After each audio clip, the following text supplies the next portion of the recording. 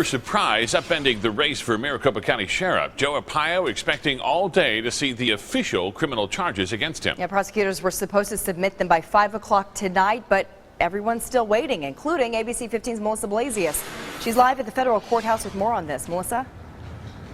Well, we know that this is going to be some kind of contempt of court charge, and then in the last hour I've been making calls trying to figure out what the holdup is here. Meantime, voters certainly have this on their minds as they started filling out early ballots today. Sheriff Joe Arpaio faces both the toughest election of his life and his toughest legal battle. That the sheriff is finally reaping what he's sown. ASU professor Brooks Simpson calls it political karma.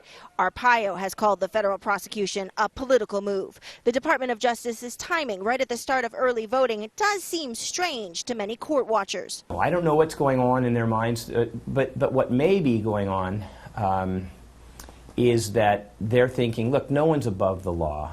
This is the process that we would go through for anyone. As for Arpaio's core supporters, Professor Simpson doesn't think anything would shake them. They knew that he was always on the edge, that he was always playing with fire.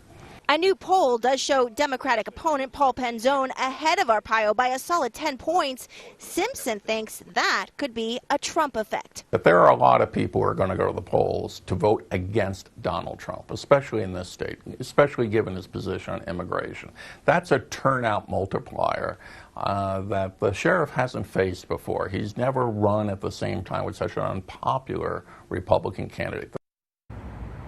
So many unprecedented factors in this year's election, and we will be keeping on top of exactly what's happening in federal court and bring you the exact charges as soon as we get them on Sheriff Arpaio. Back to you.